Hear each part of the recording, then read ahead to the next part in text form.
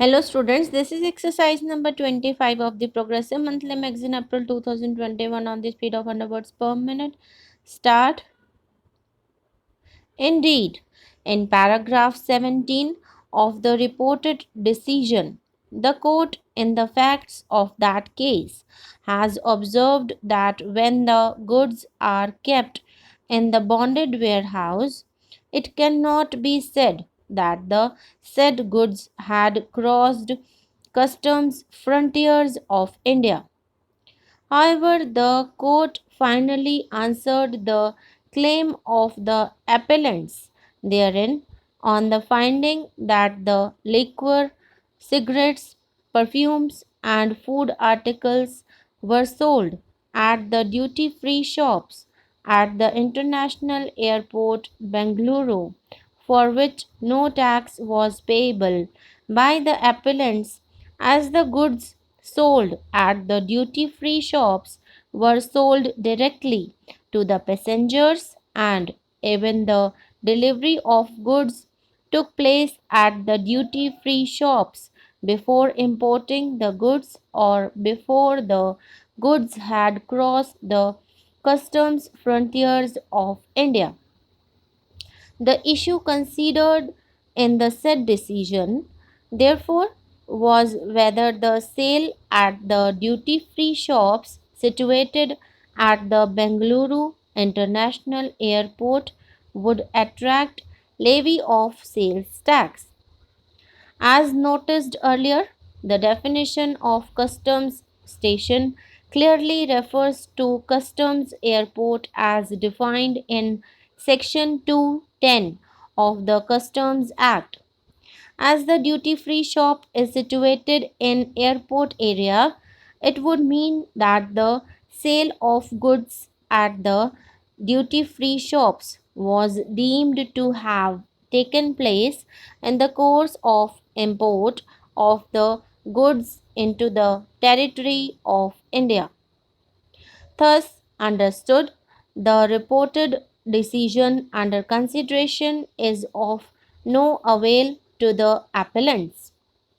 Even the exposition of the Constitution Bench in J.V. Gokul that a sale by an importer of goods after the property of the goods passed to him, either after the receipt of the documents of title against payment or otherwise, to a third party by a similar process is also a sale in the course of import would equally have no bearing on the present cases, inasmuch as the sale of goods must take place before the goods had crossed the customs frontiers of India, which means it was within the customs port or land customs station area. Nothing is shown by the appellants herein to substantiate that the subject bonded warehouse came within the customs port or land customs station area, and more so the stated sales occasioned import of the goods within the territory of India.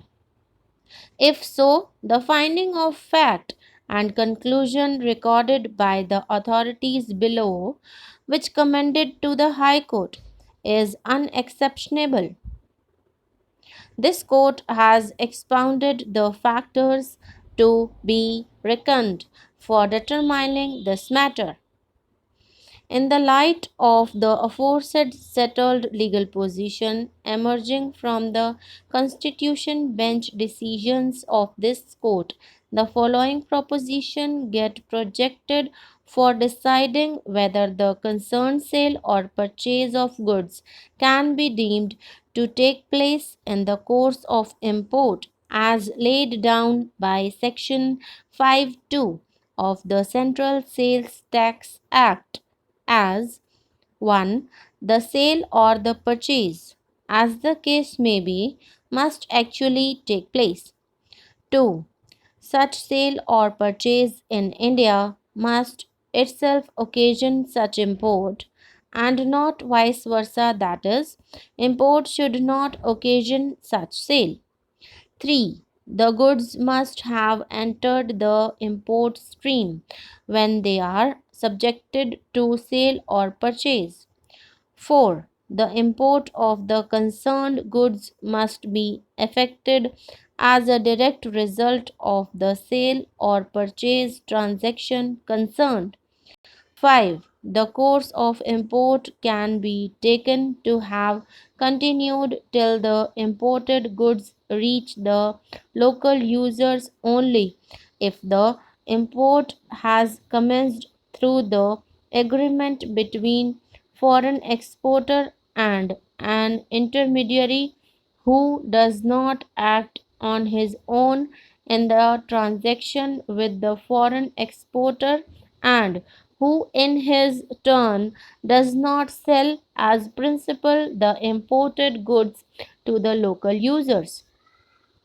6. There must be either a single sale which itself causes the import or is in the progress or process of import, or though there may appear to be two sale transactions, they are so integrally interconnected that they almost resemble one transaction, so that the movement of goods from a foreign country to India can be ascribed to such a composite, well integrated transaction consisting of two transactions dovetailing into each other.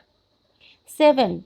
A sale or purchase can be treated to be in the course of import if there is a direct privity of contract between the Indian importer and the foreign exporter, and the intermediary through which such import is effected merely acts as an agent or a contractor for and on behalf of Indian importer.